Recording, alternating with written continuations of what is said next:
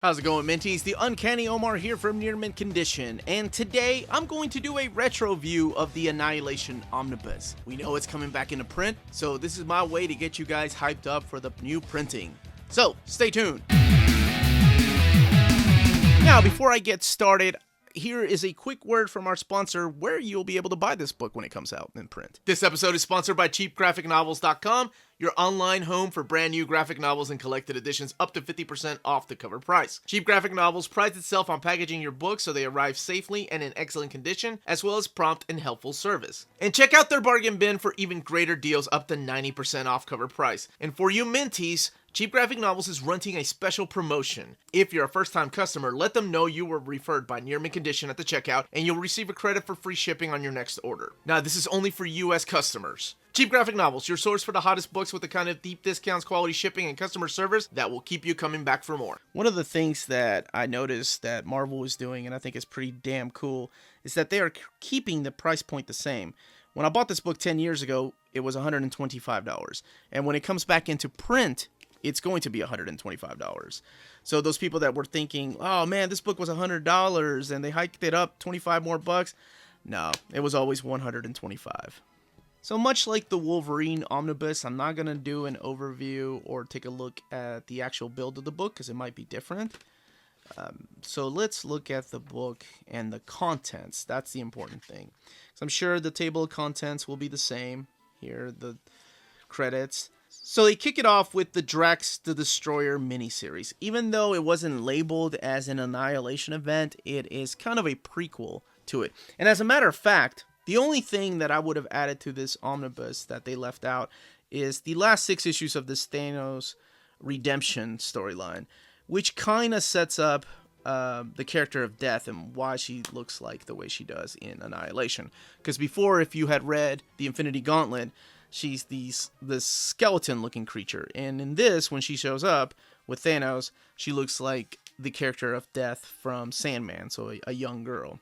But more importantly, back to this. This is the story of Drax the Destroyer. And if you're familiar with Drax from the Infinity Gauntlet, you know that he was this kind of dumb, purple cape wearing green guy. And that was it. This is where he changes in this storyline right here. This is where he gets the tattoos and he becomes more like his movie version of himself. That's the 4-issue miniseries there. Then we go to Annihilation.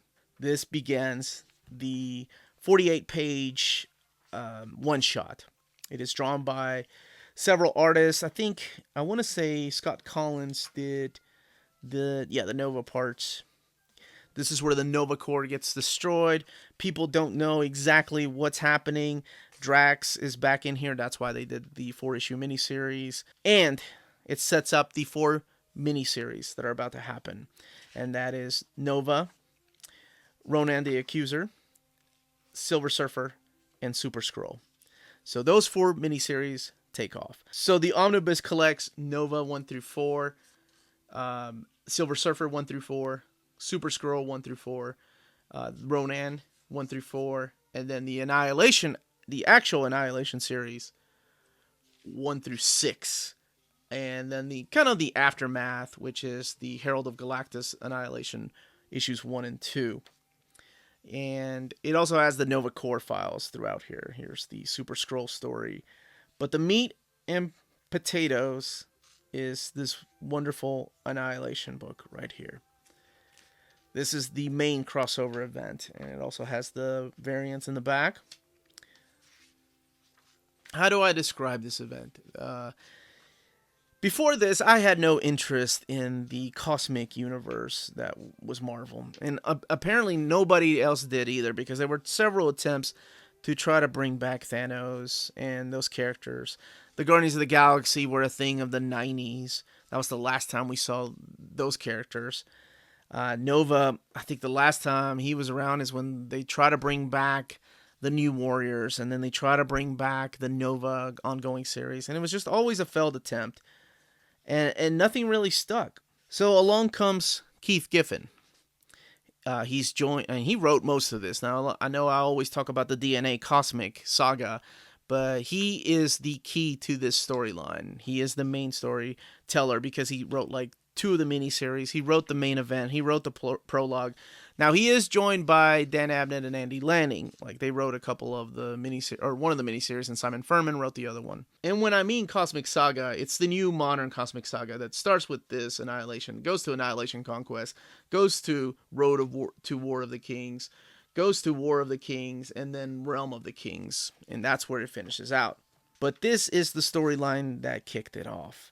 Now, these writers are also joined by talented artists like Andrea De Vitti, Scott Collins, Jorge Lucas, just to name a few. But I don't like to talk about spoilers when I do these overviews, but I just want to say that this is what got me interested in the Cosmic Saga. Like, I didn't care about those characters in the past, but all these little miniseries leading up to this, you know, some were hit and miss, but for the most part, they were pretty fun. And then when you get to this event, it just becomes killer. And I don't want any of these characters to die. Now, sadly, some of them don't make it out throughout the issue, so I'm not going to spoil who. There are some major kick-ass moments in here. Now, my favorite cosmic event was Annihilation Conquest. But in order to enjoy that, you would have to have gone through Annihilation to appreciate that story and where those characters came from and where they all got their start. After this event, it blew up.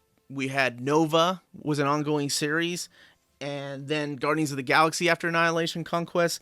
But this is the beginning. This is where everything got its start. And I'm so glad it's getting reprinted. So those of you that haven't read it can make up your own mind as to whether this event was worth it or not. Because I know a lot of times when omnibuses go out of print or a book becomes hard to find, you have this bar that you set for these books that are like, oh, this must be amazing, that's why it's out of print. And that's not usually the case. To me, I love this story, so I think it does stand the test of time, and it is as good as people's hype it up to be, at least to me. But you can be your own judge when it comes out in November. We don't have a specific date yet, but it is getting reprinted, so that is great news. Now let's look at the back here. I'm glad they did this. In case you're not familiar with these cosmic characters, here is the Nova Corps files that tell you about the characters, which is a really nice addition. It kind of reminds me of the Marvel handbook. See, this is the way that Death used to look, but within these pages, because of the Thanos redemption, she no longer looks like that. It reminds me of the Marvel handbook books where they kind of give you the character stats, but the only thing that's missing is where they first appeared. That's about it. But these characters all show up in these pages. And if you're a fan of Guardians of the Galaxy by James Gunn, this was the beginning of his inspiration for those movies. There is no denying that. I mean, he himself had Dan Abnett and Andy Lanning on set, which is awesome. Now, those guys are no longer working together. I'm not sure what happened, but man, I'd love to have them back sometime, working on a book together. Now, do I recommend this book to new readers? Absolutely. They do an amazing job of reintroducing all these characters, and the Nova Corps files in the back do help out with that. So, I still say that this book lives up to a lot of the expectations that most people have for it because of everything that they've heard. At least to me. I mean, this all started back in 2006, and this event blew me away. And we have a lot of familiar faces returning from the past, from books that were canceled. There's some of the cosmic books that they were around.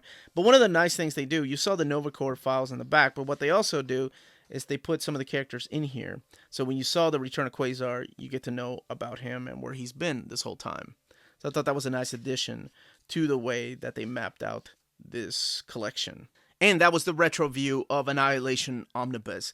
I cannot wait for this to come back into print or for people to read it for the first time. The only, like I said, required reading maybe the last 6 issues of the Thanos Redemption arc, which you see over there. You can find that trade paperback.